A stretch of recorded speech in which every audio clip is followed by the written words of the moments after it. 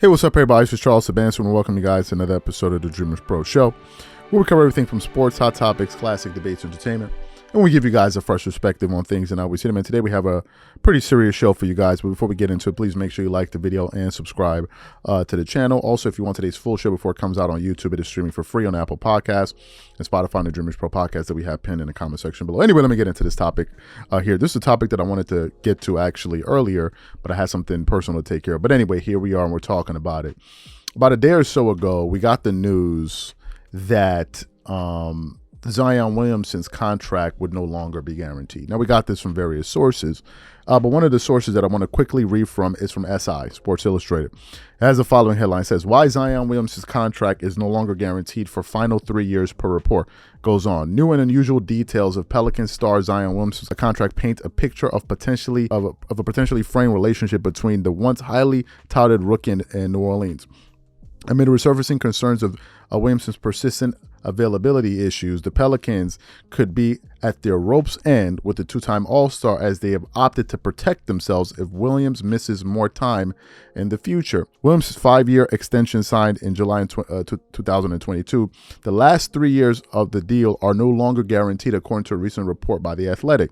The former number 1 overall pick sat out more than 22 games last season, which triggered a clause that turns his salary from guaranteed to non-guaranteed for the 2025-2026 season all the way up to the 28 seasons.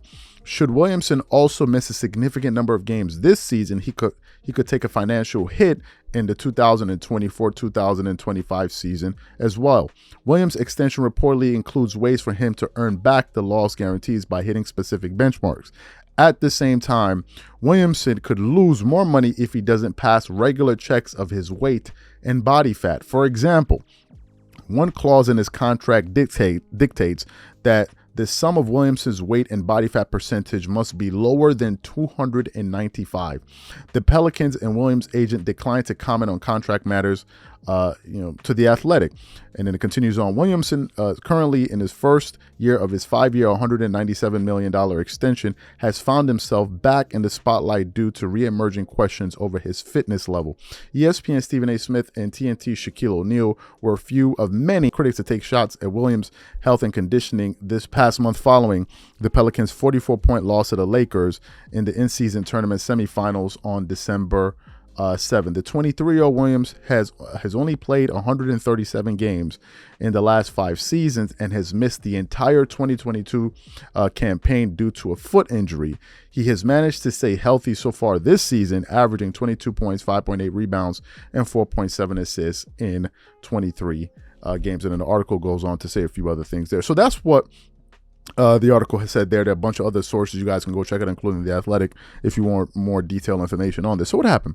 Today I came across a clip from ESPN First Take that featured a panel of Molly Qerim, Shannon Sharpe, and Kendrick Perkins. And they brought up this very issue to get a sense, or really for the audience to get a sense of what they thought about the turn of events with Zion Williamson, and this is disturbing development surrounding his contract. So what we want to do is want to play exactly what Shannon Sharpe and Kendrick Perkins had to say about this story, and then we're going to come back and give you guys our thoughts and opinions. Take a listen to what they had to say here. The Athletic reviewed Zion's contract, which shows that the final 3 years of his contract, starting with the 2025-26 season, are no longer guaranteed after he played in only 29 games last season. Now, Zion has only played in 40% of the Pelicans games since they drafted him first overall in 2019. That includes missing the entire 2021-22 season when New Orleans made the playoffs. If Williamson misses significant time this season, it could cut into his guaranteed salary for the 2024-25 season. The contract also has ways for Williamson to earn back the guarantees by playing in enough games, and as you guys have heard, hitting some specific weigh-in checkpoints. Shannon, let's start with you. What does this all mean for Zion's future? Zion is going to have to make some tough decisions. Does he really want to play basketball? Because for the longest time I said, well, Zion really loved. You don't love something if he loved the game of basketball, he would get his weight under control. He would take training serious. There is no possible way you can say you love something and then go out and do the things that's totally opposite of what you're saying. I mean, for him, he had to miss fewer than 23 games in order to avoid the last 3 years of his contract being voided. Non-guaranteed. He missed 53 games. And now they got these, just think about this perk. The mere fact that I've never had a weight clause, I've never had any kind of clause in my contract. And for him to put this, and I told him when he was at Duke, normally big kids grow up to be big adults. Oh, Shannon, you don't know, he gonna get in shape. I said, do you understand? College kids don't have money. If you find a kid that's overweight in college with no money, what the hell you think gonna happen if you give him 100 or 200 million? He ain't eating Pop-Tarts. He ain't eating Cheetos. He eating 10-course meals. It's embarrassing. It's really embarrassing because this man have all the assets to get a personal chef, to have the best trainers, but you can get all that. The personal chef, the personal trainer. What about personal accountability, Perk? That's what this is. This ain't about no chef. This ain't about no trainer. This ain't about the New Orleans Pelicans. This is about Zion Williamson lacking personal accountability until he sees it within himself to see what he's doing to his NBA future. Nothing's going to change and nothing matters. I'm going to take it a step further, huh? I'm going to piggyback off of you, but I'm going to take it a step further. Zion Williamson don't love the game of basketball. He don't love it. He loves what the game of basketball has to offer. So you heard what Shannon Sharpe and Kendrick Perkins had to say. Here are my thoughts. First of all, this is an unprecedented story.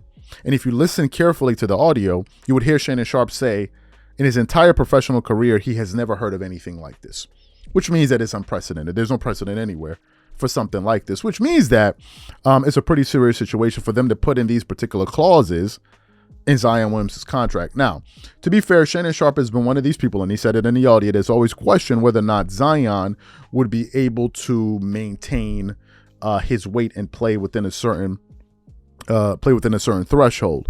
A lot of people were criticizing him because of how he looked in that play-in tournament game. Of course, Stephen A. Smith was making fun of his belly, saying that his belly was jiggling and all of that.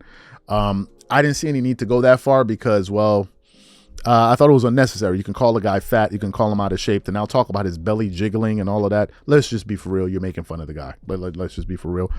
I didn't think that was necessary, but some people do, which is their prerogative, is their right to say what they want to say. In the case of Zion Williamson, listen, as someone that has had challenges with losing weight, first of all, it's very difficult. I've been fat, I've been slim, I've been chubby, whatever. It's very, very difficult. But it really all boils down to a few things. Number one, the principal thing is your discipline, right? That's the principal thing. And by discipline, we're talking about one fundamental thing here, which I personally believe, and I think a lot of people that are probably into fitness who have gone through a fitness journey watching this particular show will concur with me 100%, or at least a lot, I think a good amount. For people like me, 75% of the battle is what you eat. If you like, you can run on a treadmill for 2 hours every single day. If you eat the wrong thing, you're not going to see the results that you want to get. And it is not as simple as, oh, just calories in, calories out. I understand it, but the type of things that you put in your body is going to dictate the amount of energy you have to do certain things. So number one, it starts off with the mental discipline. Can I do this for a sustained period of time?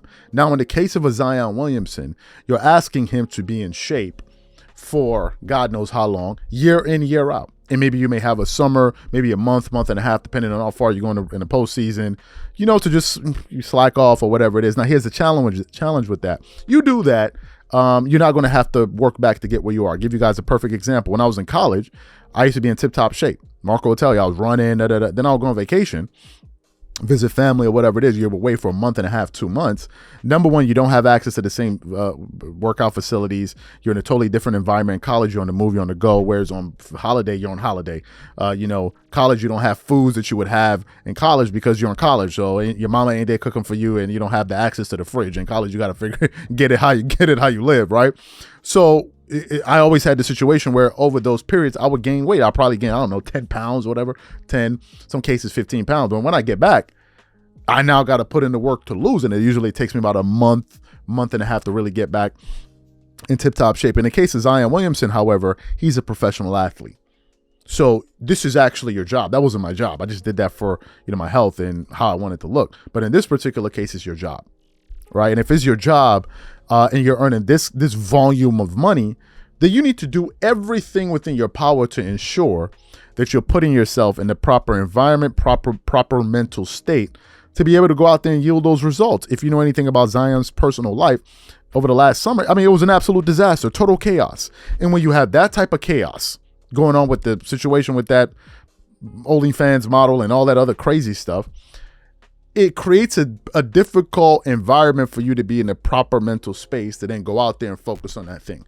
Because you can't be living a chaotic life and then say, I'm going to be living a healthy life as well. No, it's very, very hard unless you someone that has a very quick metabolism. You can just eat anything and lose weight. So to me, I think it's a nuanced situation. I think that this is probably a wake up call for Zion, and hopefully he designs a life for himself that will allow him to excel, not just from a health standpoint, but from a mental standpoint. Not health, I'm just talking about physical, I'm talking about mentally, right? And you have to create the environment. If you have the resources to do it, then you do it.